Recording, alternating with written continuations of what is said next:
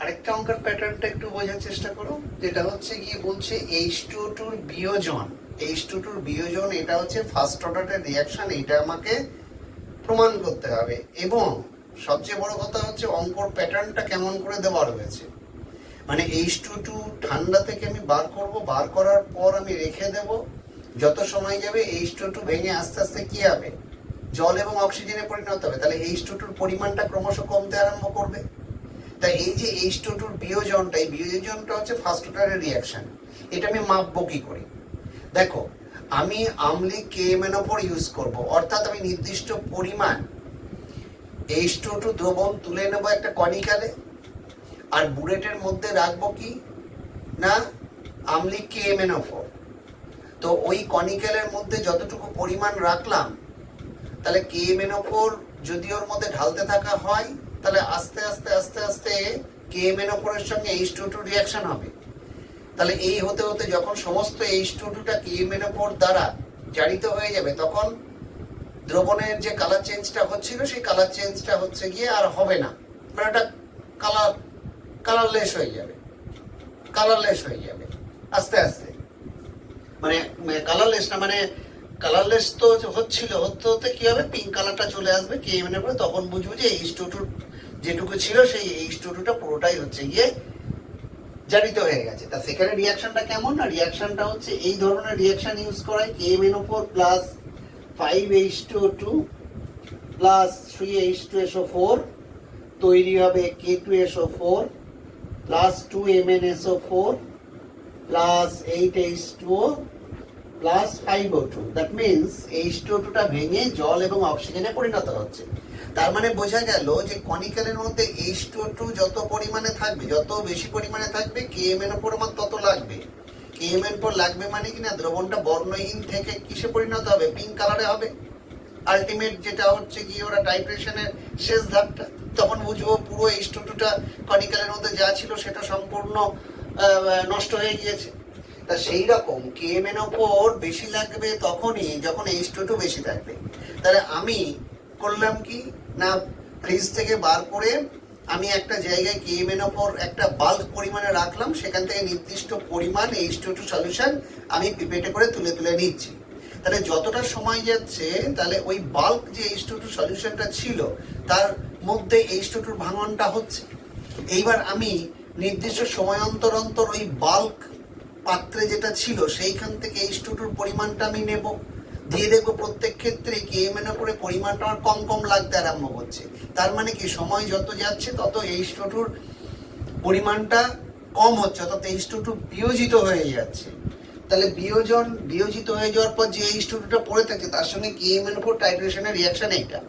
এখানে কতগুলো ডেটা দেওয়া রয়েছে। ডেটাটা কেমন না, কত সময় পর KMnO4, মানে কত সময় পর নির্দিষ্ট পরিমাণে H2 দ্রবণ ইউজ করলে KMnO4 এর টাইটার ভ্যালু কত কত লাগছে, সেইগুলো আমি দিয়ে রেখেছি।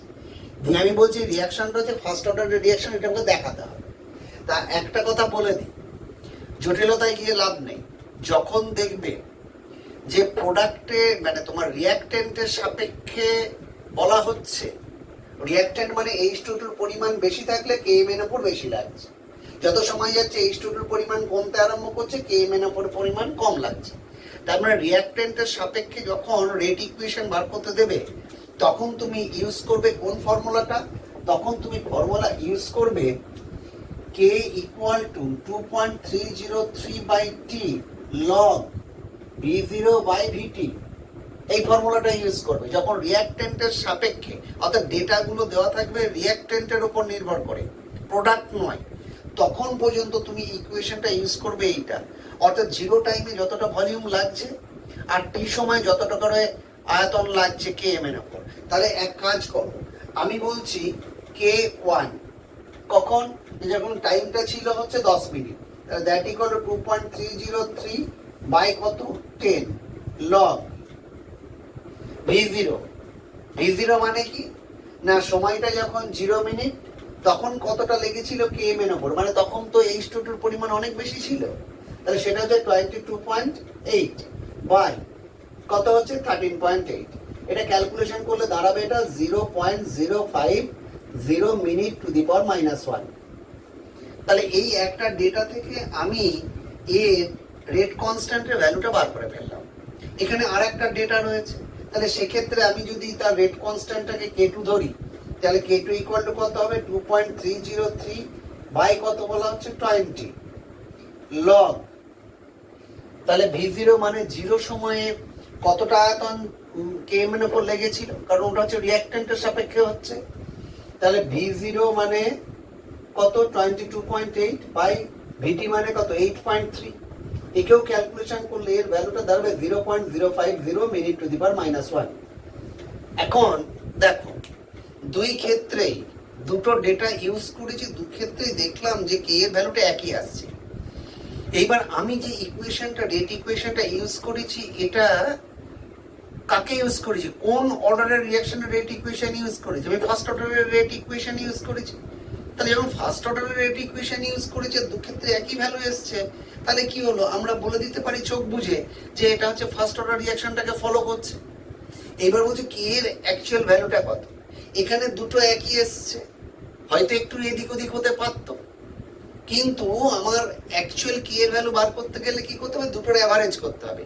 তাহলে অ্যাভারেজ মানে কত হবে না 0.050 plus 0.050 divided by 2, that equal to 0.050 এত মিনিট টু দি পাওয়ার -1।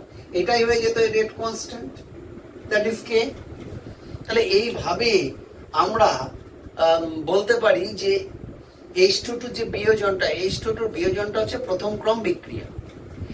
এটা গেল তোমার এটা এই Kmn উপরের সাপেক্ষে, Kmn উপরের সাপেক্ষে এটা হচ্ছে গিয়ে H2 বিয়োজনটা দেখালাম। এবার দেখো আগেরটা করলাম কি না, রিঅ্যাক্ট্যান্টের রেসপেক্টে আমি ডেটাগুলো দিয়েছিলাম। এখানে একটা অঙ্ক করেছি, যেমন হচ্ছে PCl5 ভেঙেছে, ভেঙে PCl3 আর Cl2 তৈরি করেছে। এখানে যে ডেটাগুলো দিয়েছি সেই ডেটাগুলো কার রেসপেক্টে না প্রোডাক্টের রেসপেক্টে, কারণ এখানে দেখো সময় সেকেন্ড এবং ক্লোরিন যেটা তৈরি হয়েছে সেটা আয়তনগুলো বলে দেওয়া আছে। খেয়াল করে দেখো যখন 0 অর্থাৎ যখন প্রথমে ভাঙেনি ক্লোরিনের আয়তন ছিল 0, যখন সময় 300 সেকেন্ড হয়েছে তারপরে দেখলাম ক্লোরিনের পরিমাণ বেড়েছে 3.42 মিলিলিটার, যখন 600 সেকেন্ড হয়েছে তখন ক্লোরিনের পরিমাণ আরো বেড়েছে 6.30 মিলিলিটার, যখন 900 সেকেন্ড হয়েছে আরো বেড়েছে, যখন ইনফিনিটি মানে একদম অসীমে যখন সময়টা আমি ধরছি তখন দেখা যাচ্ছে ক্লোরিনের পরিমাণ 34.75। এখন আমাকে বলছে এটা ফার্স্ট অর্ডার রিঅ্যাকশন দেখাতে হবে। তাহলে এই সব ক্ষেত্রে যখন আমি প্রোডাক্টের রেসপেক্টে করব তখন তোমাকে ফর্মুলাটা যেটা ইউজ করতে হবে 2.303 by T log V infinity by V infinity minus VT, মানে K হবে 2.303 by T log V infinity by V infinity minus VT। তাহলে আমি যদি এই দুটো ডেটাকে যদি নিই ইউজ করি, তাহলে প্রথমে K1 সমান 2.303 বাই 300 log V infinity কত 34.75 বাই 34.75 মাইনাস VT, VT মানে কত 3.42। তা যখন এইটা করা হলো তখন এর ভ্যালুটা দাঁড়ালো 0.000345 সেকেন্ড টু দি পাওয়ার -1। এইবার কি করছি না আমি অন্য একটা ডেটা ইউজ করছি, কোনটা দ্বিতীয়টা যদি আমি ডেটা ইউজ করি তাহলে সেক্ষেত্রে আমার কি দাঁড়াচ্ছে দেখো, সেক্ষেত্রে K ইকুয়েশন দাঁড়াচ্ছে K2 যদি বলি 2.303 বাই 600 log V infinity মানে কত 34.75 বাই 34.75 মাইনাস 6.30। তাহলে এই যেটা ঘটেছে K2, তাহলে K2 এর এখানে ভ্যালুটা বেরোবে কত, that equal to 0.00033 second to the power -1। তাহলে দুই ক্ষেত্রে দেখলাম প্রায় একই ভ্যালু এসে যাচ্ছে, সুতরাং আমি বলতে পারি এটা ফার্স্ট অর্ডার ইকুয়েশন ইউজ করে আমার এগুলো পাওয়া গিয়েছে, যার জন্য হচ্ছে গিয়ে এটা ফার্স্ট অর্ডার রিঅ্যাকশনটাকে ফলো করছে। তাহলে এদের রেট কনস্ট্যান্টের ভ্যালুটা কত হবে, রেট কনস্ট্যান্টের ভ্যালুটা হবে কি না এই দুটোর অ্যাভারেজ করলে যেটা বেরোবে সেটা হচ্ছে রেট কনস্ট্যান্টের ভ্যালু। এইটা হলো তোমার এই অঙ্ক কেমন করে করতে হয়, তিনটে প্যাটার্ন দেখালাম। এটা গেল এর দিকটা। এরপর হচ্ছে এনার্জেটিক্স। এনার্জেটিক্স বা হচ্ছে শক্তি তত্ত্ব। এখন এইখানে কতগুলো জিনিস তোমাকে বুঝতে হবে। প্রথম কথা হচ্ছে যে একটা রিয়াকশন ঘটে কখন, তার এনার্জেটিক্সটা কি। বলছে প্রত্যেকটা বিক্রিয়ক অণুগুলো তাদের একটা প্রত্যেকের ন্যূনতম একটা শক্তি থাকে, যেটাকে আমরা থার্মোডাইনামিক্সে বলেছি কি না ইন্টারনাল এনার্জি বা হচ্ছে অভ্যন্তরীণ শক্তি। আমরা একটা গ্রাফ আঁকছি, একটা রিয়াকশন ঘটতে গেলে তোমাদের এনার্জি স্তরগুলোকে কেমন করে আলাদা আলাদা হতে হয় আমি একটু দেখাচ্ছি। ধরো এই একটা রিয়াকশন দেখিয়েছি, এই রিয়াকশনে এটা এনার্জি, এটা হচ্ছে ধরো টেম্পারেচার। এই দিকে থাকে কি না রিয়াকশন কোঅর্ডিনেট, তার মধ্যে টেম্পারেচারও একটা কোঅর্ডিনেট হতে পারে। বিক্রিয়া স্থানাঙ্ক, এই যে এনার্জিটা, এই এনার্জিটা হচ্ছে গিয়ে কি না গড় শক্তি। বিক্রিয়া অণুগুলোর হচ্ছে গড় শক্তি। এইবার কতগুলো জিনিস একটুখানি মনে রাখতে হবে। আমি এই যে টপ যে লেয়ার, টপ যে লেভেল, মানে বিক্রিয়ক অণুগুলোকে তাদের নিজের গড় শক্তি থেকে তাকে একদম এনার্জির পিকে পৌঁছতে হবে, তবে তারা রিয়াকশনে অংশগ্রহণ করবে। তাহলে এই যে লেভেলটা, এটাকে বলা হচ্ছে সূচনা শক্তি স্তর, থ্রেশহোল্ড এনার্জি, সূচনা শক্তি স্তর। তাহলে সূচনা শক্তি স্তরে যদি না পৌঁছই তাহলে বিক্রিয়ক অণুগুলো কখনো বিক্রিয়া করে না। তাহলে আমি যদি ওইখান থেকে একটা যদি ধরো এটা হচ্ছে A point, that is B point, এটা সি পয়েন্ট, তাহলে আমি বলবো এসি ইকুয়াল টু কি সূচনা শক্তি। তাহলে সূচনা শক্তি মানেটা কি? সূচনা শক্তি হচ্ছে বিক্রিয়ক অণুগুলো যে ন্যূনতম শক্তি স্তরে না পৌঁছলে বিক্রিয়া শুরু হবে না, তাকে সেই শক্তিকে বলা হচ্ছে সূচনা শক্তি। অর্থাৎ সূচনা শক্তিই হচ্ছে গিয়ে সূচনা করবে বিক্রিয়াটার। এইবার এবি, এবিটা কি? এবিটার নাম বলবো আমি সক্রিয়ণ শক্তি। সক্রিয়ণ শক্তিটা কি না সক্রিয়ণ শক্তি বলতে যে তাহলে আমাদের তো প্রত্যেকের একটা নির্দিষ্ট শক্তি থাকে, সবাই তার সূচনা শক্তি স্তরে থাকি না। বলছে বিক্রিয়ক অণুগুলো তার গড় শক্তি অপেক্ষা ন্যূনতম যে পরিমাণ শক্তি আহরণ করলে, তাহলে বিক্রিয়ক অণুগুলো গড় শক্তি অপেক্ষা ন্যূনতম যে পরিমাণ শক্তি আহরণ করে সূচনা শক্তি স্তরে পৌঁছবে সেই শক্তিটাকে বলা হচ্ছে তোমার থ্রেশহোল্ড এনার্জি বা হচ্ছে গিয়ে সূচনা শক্তি। তার মানেটা হচ্ছে এটা the minimum amount of energy required for the reactants to achieve the threshold energy level when they are going to start the reaction is called activation energy. That means AB হচ্ছে গিয়ে activation energy বা সক্রিয়ণ শক্তি, সক্রিয়ণ শক্তি বা হচ্ছে activation energy, energy. তাহলে এটা হচ্ছে threshold energy।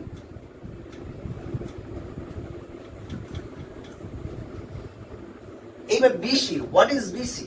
BC হচ্ছে গিয়ে কোনটা? The average energy of the reactant molecules. তাহলে বিসি হচ্ছে গিয়ে গড় শক্তি, গড় শক্তি মানে অ্যাভারেজ এনার্জি অফ রিঅ্যাক্ট্যান্ট। তাহলে রিঅ্যাক্ট্যান্ট বা বিক্রিয়কের গড় শক্তি সেটা হলো বিসি। তাহলে এদের মধ্যে রিলেশনশিপটা কি? থ্রেশহোল্ড এনার্জি বা সূচনা শক্তি, সক্রিয়ণ শক্তির মধ্যে সম্পর্কটা কি? আমি লিখতে পারি AC equal to AB plus BC. That means সূচনা শক্তি সমান সূচনা শক্তি ইকুয়াল টু সক্রিয়ণ শক্তি প্লাস হচ্ছে গিয়ে কি গড় শক্তি, গড় শক্তি। এইখানে একটা জিনিস খেয়াল রাখবে, আমি এই যে গ্রাফটা এঁকেছি এই গ্রাফটা কিসের না এটা হচ্ছে গিয়ে তাপ উৎপাদী বিক্রিয়া। জটিল করবে না, তাপ উৎপাদী বিক্রিয়া লেখচিত্রটা কিভাবে বুঝলাম যে এইটা হচ্ছে বিক্রিয়কের গড় শক্তি, that means average energy of the reactant molecules. তাহলে এইটা কি হবে, এটা হচ্ছে বিক্রিয়া জাতের অ্যাভারেজ এনার্জি, এটা বিক্রিয়া জাতের বা প্রোডাক্টের গড় শক্তি। এখন খেয়াল করে দেখো ল কনজারভেশন অফ এনার্জি অনুযায়ী তাহলে রিঅ্যাক্ট্যান্টের অ্যাভারেজ এনার্জিটা বেশি, প্রোডাক্টের অ্যাভারেজ এনার্জিটা কম। তাহলে কি হলো, এই যে excess energy, this is the excess energy, এই যে এক্সেস এনার্জিটা, এই যে এক্সেস এনার্জি, সেই এক্সেস এনার্জিটা কি হবে, ওরা লিবারেট করবে বা ছাড়বে, এই এক্সেস এনার্জি ছাড়বে। তাহলে যখনই ছাড়বে তখন সেই পাত্রটা বা এলাকাটাকে উত্তপ্ত হয়ে উঠবে। তার মানে এইটাকে বলা হচ্ছে তোমার তাপ উৎপাদী বিক্রিয়া। তাহলে আমি এবার যদি ঘুরিয়ে একটা কথা বলি, তাহলে অ্যাক্টিভেশন এনার্জি হচ্ছে এবি, কার, রিঅ্যাক্ট্যান্টের।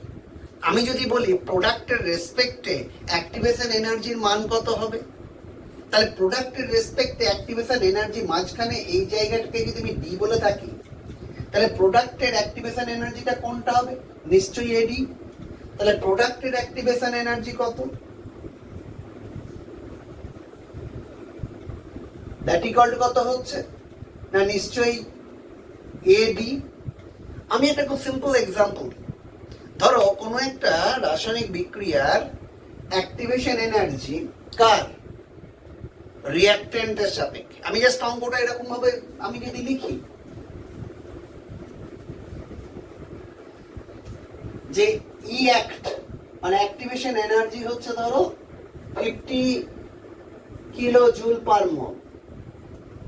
ধরো আমি বলছি delta H minus 20 kilo joule per mole, এটা কি ইন্ডিকেট করছে না, এটা হচ্ছে তাপ উৎপাদী বিক্রিয়া। তার মানে বিক্রিয়াটা হচ্ছে তাপ তৈরি করছে, তার মানে এক্সোথার্মিক, তার মানে কি এটা তাপ রিলিজ করছে। দিয়ে আমি বলছি যে রিঅ্যাক্ট্যান্টের average energy of the reactant সেটা কত, সেটা ধরো হচ্ছে গিয়ে 30 kilo joule per mole, 30 kilo joule per mole. দিয়ে আমাকে বলছে প্রোডাক্টের রেসপেক্টে অ্যাক্টিভেশন এনার্জি কত। তাহলে আমি বলছি এর থ্রেশহোল্ড এনার্জি কত, থ্রেশহোল্ড এনার্জি কত হবে, সূচনা শক্তি কত হবে না, সক্রিয়ণ শক্তি প্লাস কি হবে, প্লাস হচ্ছে গিয়ে তার অ্যাভারেজ এনার্জি। তার মানে আমি যেহেতু এটা তাপ উৎপাদী বিক্রিয়া এক্সোথার্মিক, তাহলে তার গ্র্যাফটা কেমন হবে, তার গ্র্যাফটা নিশ্চিতভাবে এরকম হবে, এইটা প্রোডাক্ট, এটা রিঅ্যাক্ট্যান্ট, এটা প্রোডাক্ট, এটা রিঅ্যাক্ট্যান্ট, এটা প্রোডাক্ট। তাহলে এদের অ্যাক্টিভেশন এনার্জি কত, that is 50 kilo joule per mole. এরপরে কি বলছে, তাহলে তাপ উৎপাদী, তার মানে এইখান থেকে এইটুকু, এটা এ, এটা বি, এটা সি, তাহলে বিসি ইকুয়াল টু কত, 20। সিম্বলটা যেহেতু মাইনাস, তুমি মাইনাস ইউজ করবে না, কারণ কি আমি এটা তাপ উৎপাদী বলে এক্সোথার্মিক বলে আমি গ্রাফটা এরকম এঁকেছি বোঝানোর জন্য। তাহলে এটা হলো বিসি ইকুয়াল টু 20। তাহলে আমি যদি বলি প্রোডাক্টের অ্যাক্টিভেশন এনার্জি কত, তাহলে প্রোডাক্টের অ্যাক্টিভেশন এনার্জি কত, প্রোডাক্টের সক্রিয়ণ শক্তি কত, দ্যাট ইকুয়াল টু কত, এবি প্লাস বিসি। তাহলে কত হয়ে যাচ্ছে না 50 প্লাস 20, তার মানে কত, 70 কিলো জুল পার মোল। তাহলে প্রোডাক্টের রেসপেক্টে আমি অ্যাক্টিভেশন এনার্জি কত আমি সেটা বার করতে পারলাম। তা এইভাবে এই যে রিলেশনশিপ থেকে যদি এনার্জেটিক্সে কোনো একটা ডেটা দেয়, অন্য ডেটা পাওয়ার জন্য ইজিলি ক্যালকুলেট করতে পারবে। যদি তাপ, এটা উৎপাদী তাপ শোষী বিক্রিয়ার ক্ষেত্রে কিরকম, তাহলে এটা হবে যদি ডেল্টা এসটা যদি আমার ধরো পজিটিভ দেওয়া থাকতো, এটা যদি পজিটিভ দেওয়া থাকতো, তার মানে গ্রাফটা নিশ্চয়ই বোঝা যেত এটা কোন ধরনের রিঅ্যাকশন, এটা হচ্ছে এন্ডোথার্মিক মানে তাপ শোষী বিক্রিয়া। তাহলে সেক্ষেত্রে লেখচিত্রটা তোমার এরকম, রাইট, কারণ এটা হচ্ছে রিঅ্যাক্ট্যান্ট এনার্জি থেকে প্রোডাক্টের এনার্জি বেশি। এটা রিঅ্যাক্ট্যান্ট। যেহেতু প্রোডাক্টের এনার্জিটা বেশি, তার মানে কি হচ্ছে যে এই যে এক্সেস এনার্জি, এই যে এক্সেস এনার্জিটা, সেই এনার্জিটা কি করবে, সে তো পরিবেশ থেকে অ্যাবজর্ব করবে, তাহলে পরিবেশটা সেখানে কি হবে, ঠান্ডা হয়ে যাবে। তার মানে কি, এটা এন্ডোথার্মিক রিয়াকশন। ধরো আমি বলছি এই রকম রিয়াকশনের কথা বলেছি, তাহলে এটা রিঅ্যাক্ট্যান্টের অ্যাক্টিভেশন এনার্জি 50 কিলো জুল, তাহলে এইখান থেকে এইটা নিশ্চয়ই 50 kilo joule, that is 50 kilo joule. আর বলেছি কি না, এন্ডোথার্মিক, যেহেতু প্লাস দেওয়া রয়েছে এনথালপিটা, তার মানে এন্ডোথার্মিক মানে হচ্ছে এই যে জায়গাটা, এই জায়গাটা কত হবে, এই জায়গাটা 20 কিলো জুল। তাহলে আমাকে বলছে প্রোডাক্টের রেসপেক্টে অ্যাক্টিভেশন এনার্জি কত, তাহলে প্রোডাক্টের রেসপেক্টে অ্যাক্টিভেশন এনার্জি অবভিয়াসলি আমার এইটা গোটাটা, তার মানে কত হচ্ছে, তাহলে এইটুকু কত হবে না, গোটাটা ছিল 50, আর এখান থেকে এইটুকু বাদ যাবে, তাহলে কত হবে -20, that equal two 30 kilo joule. সুতরাং দেখে নিতে হবে রিয়াকশনটা আমাকে এক্সোথার্মিক বলছে না এন্ডোথার্মিক বলছে, গ্রাফটা এঁকে নিতে হবে। গ্রাফটা এঁকে নিলেই আমি আমার সঠিক উত্তরগুলো দিতে পারবো। এইবার একটা কেমিক্যাল রিয়াকশন হয় কখন না, যখন সে সূচনা শক্তি স্তর বা থ্রেশহোল্ড এনার্জি লেভেলে রিঅ্যাক্ট্যান্ট মলিকিউলগুলো পৌঁছবে, তখন হচ্ছে গিয়ে তারা রিঅ্যাকশন শুরু করবে। এখানে দুটো তত্ত্ব কাজ করে, একটা হচ্ছে কলিশন থিওরি আর একটা হচ্ছে transition state theory. Collision theory বলছে যে যে মলিকিউলগুলো রিঅ্যাকশন করে প্রোডাক্ট তৈরি করবে, সেই মলিকিউলগুলো তারা এফেক্টিভ কলিশন ঘটাবে, মানে কার্যকর সংঘর্ষ ঘটাবে। এখানে একটু বলে নিই, মলিকিউলগুলো নিজস্ব এনার্জি রয়েছে, তারা অ্যাক্টিভেশন এনার্জি অ্যাচিভ করতে পারে, নিতে পারে, নিয়ে কোথায় পৌঁছলো, সূচনা শক্তি স্তরে পৌঁছলো বা তার থেকে বেশি শক্তি অ্যাচিভ করলো, লাভ করলো। সূচনা শক্তি স্তরে পৌঁছলে তবে সেই মলিকিউলগুলোর মধ্যে কার্যকর সংঘর্ষ হবে। কার্যকর সংঘর্ষ কোন সংঘর্ষ না, যে সংঘর্ষের ফলে প্রোডাক্ট তৈরি হবে, অর্থাৎ যে সংঘর্ষগুলো তোমার সূচনা শক্তি স্তরে হবে। সূচনা শক্তি স্তরে যে সংঘর্ষগুলো হয় সেগুলো হচ্ছে কার্যকর সংঘর্ষ। এটা হচ্ছে কি সিম্পল ওয়েতে বলা, কিন্তু কার্যকর সংঘর্ষের ফিজিক্যাল সিগনিফিকেন্সটা হচ্ছে এইটা যে রিঅ্যাক্ট্যান্ট মলিকিউলগুলো পরস্পরের সঙ্গে তাদের যে অ্যাটমগুলোর মধ্যে বন্ড তৈরি হবে প্রোডাক্টে, সেই অ্যাটমগুলো ডাইরেক্টলি কলিশন হবে। যেমন আমি একটা এক্সাম্পল দিই, ধরো আমি বলছি HI, দুটো HI মলিকিউল তৈরি করবে হাইড্রোজেন প্লাস আয়োডিন, রাইট? এখন এখানে যখন থ্রেশহোল্ড এনার্জি লেভেলে পৌঁছবে, সূচনা শক্তি স্তরে পৌঁছবে, তখন কার্যকর সংঘর্ষ হবে। কার্যকর সংঘর্ষ মানে কি না, ধরো HI, এখানেও একটা আছে HI, রাইট?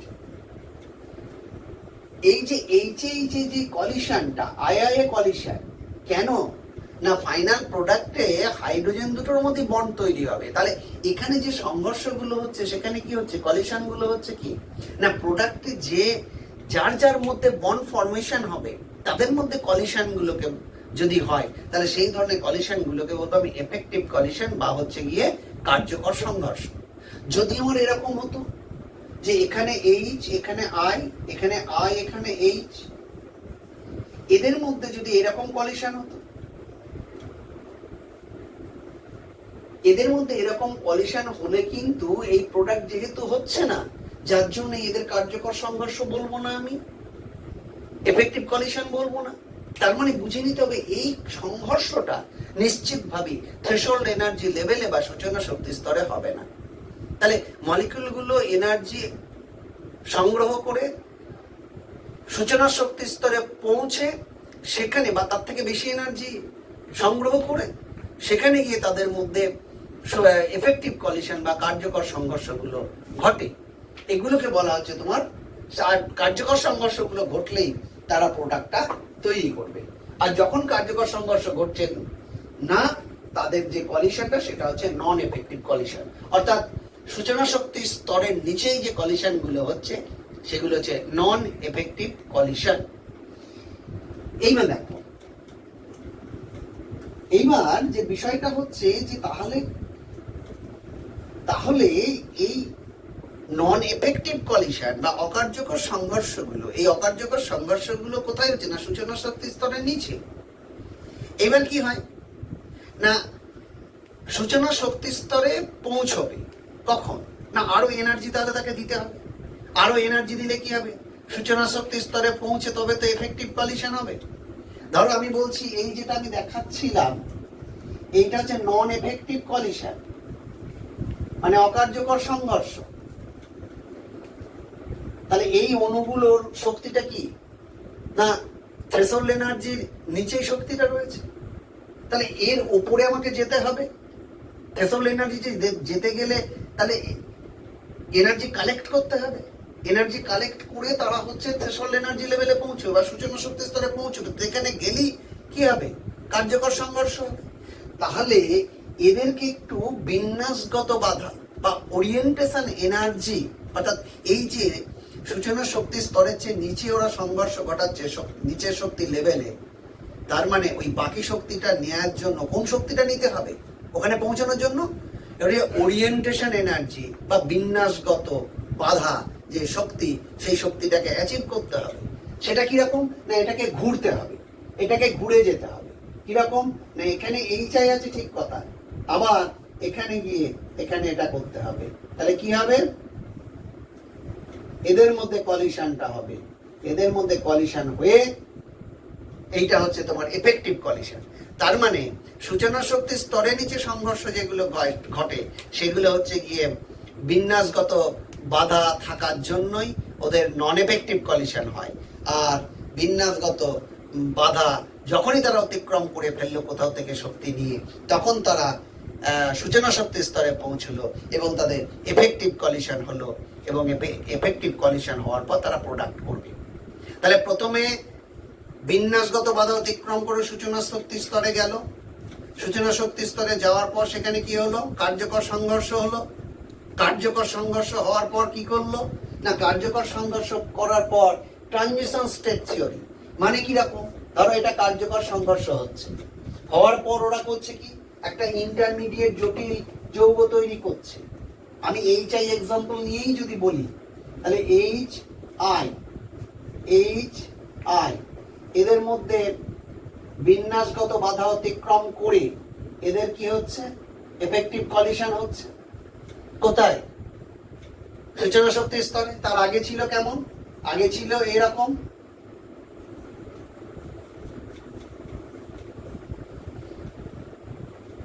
এটা নন এফেক্টিভ কলিশন। তারপরে এখানে কি হচ্ছে, energy, orientation energy, orientation energy বা বিন্যাসগত শক্তি, মানে এই শক্তিটা নেওয়ার পর কি হলো, ঘুরে গেল, ঘুরে গিয়ে কলিশনটা হলো। কোথায় গিয়ে, এই শক্তিটা নেওয়ার পর এখানে কোথায় চলে গেল, সূচনা শক্তি স্তরে। তাহলে সূচনা শক্তি স্তরে যখনই ওরা পৌঁছে গেল তখন প্রোডাক্ট করবে। প্রথমেই করবে না, প্রথমে একটা কলিশন থিওরির পর হচ্ছে গিয়ে ট্রানজিশন স্টেট থিওরি, ক্ষণস্থায়ী একটা জটিল যৌগ তৈরি করবে। কেমন না এই বন্ডটা আস্তে আস্তে উইক হবে, এই বন্ডটা আস্তে আস্তে, তার মানে কি এই বন্ডটা স্ট্রং হবে, এই বন্ডটা স্ট্রং হবে, এই বন্ডটা উইক হবে, এই বন্ডটা উইক হবে। তার মানে আস্তে আস্তে এটা কমপ্লিটলি ভেঙে যাবে আর এটা হচ্ছে গিয়ে তোমার কমপ্লিটলি তৈরি হবে। তার মানে এটা ফাইনালি এখানে তৈরি হয়ে গেল, H2 তৈরি হয়ে গেল প্লাস I2 তৈরি হয়ে গেল।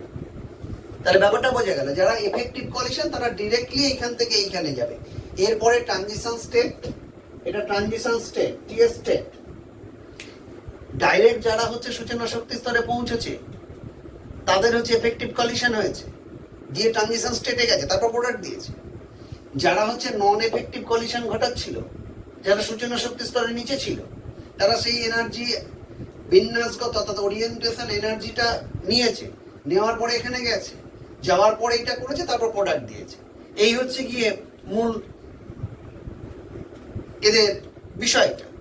এখন প্রশ্ন হচ্ছে যে যাদের মানে টেম্পারেচার বাড়ালে বিক্রিয়ার রেট বাড়ে, যেটা আমরা বিক্রিয়ার উষ্ণতা গুণাঙ্ক বা টেম্পারেচার কোফিসিয়েন্ট অফ রিঅ্যাকশন বলেছিলাম। কিরকম করে না টেম্পারেচার বাড়ালে কেন বিক্রিয়ার গতিবেগটা বাড়ে। আমি খুব সিম্পল ওয়েতে একটা কথা বলছি, ধরো আমরা অণুর শক্তির বন্টন আমি দেখাচ্ছি, অণুর শক্তির বন্টন দেখাচ্ছি কেমন না, ডিএন বা এটা ম্যাক্সওয়েল ডিস্ট্রিবিউশন, এটা এনার্জি। আমি যদি করি আমি দেখাবো, ধরো এটা টেম্পারেচার, যখন টেম্পারেচার আমি ক্রমাগত বাড়াবো আমি দেখব এই লেখচিত্রটা কি হচ্ছে, ফ্ল্যাট হচ্ছে। এই ফ্ল্যাট হয়ে যাওয়া মানে হচ্ছে গিয়ে কি হচ্ছে না, এই এরিয়াটা অর্থাৎ তোমার বেশি সংখ্যক অণু সেই একটা এলাকার মধ্যে পৌঁছে যাচ্ছে। এই এলাকার মধ্যে বেশি সংখ্যক অণু পৌঁছে যায়, এখানে যতটা এলাকা ছিল তার থেকে এখানে এলাকাটা বেশি হয়ে গেল, এরিয়াটা বেশি হয়ে গেল। তার মানে কি, তার মানে হচ্ছে গিয়ে টেম্পারেচার বাড়ালে অণুর সংখ্যা যারা একটা থ্রেশহোল্ড এনার্জি লেভেলে আসছে তার সংখ্যাটা বেড়ে গেল। ধরো আমি বলছি এইটা হচ্ছে থ্রেশহোল্ড এনার্জি লেভেল, এটা ধরো আমি বলছি টেম্পারেচারটা এনার্জি, আমি এনার্জি, তাহলে এই যে এনার্জিটা এটা ই থ্রেশহোল্ড, তাহলে টেম্পারেচার বাড়ালে এটা T1 এটা T2, ধরো T2 greater than T1। Temperature বাড়ালে কি হচ্ছে, থ্রেশহোল্ড এনার্জি লেভেলটা বেড়ে, থ্রেশহোল্ড এনার্জি যে লেভেল সেই লেভেলের আন্ডারে, সেই লেভেলের আন্ডারে তোমার কত অণু পড়ে যাচ্ছে, এত অণু পড়ে যাচ্ছে, এত অণু পড়ে যাচ্ছে। যখন টেম্পারেচারটা কম ছিল T1 তখন থ্রেশহোল্ড এনার্জি লেভেলে কতগুলো ছিল, এইটুকু ছিল, তখন থ্রেশহোল্ড এনার্জি লেভেলে তখন এইটুকু ছিল। আর যখন টেম্পারেচারটা বাড়িয়ে দিয়েছি তখন থ্রেশহোল্ড এনার্জি লেভেলে কত অণু ছিল, এতগুলো হয়ে গেল। তাহলে অণুর সংখ্যা বেড়ে গেলে অবভিয়াসলি কি হয়ে যাবে, কলিশন, এফেক্টিভ কলিশনের সংখ্যাটা বেড়ে যাবে, যার জন্য টেম্পারেচার বাড়ালে তোমার হচ্ছে গিয়ে এই এফেক্টিভ কলিশন বাড়ে এবং রিঅ্যাকশন রেটও বাড়ে।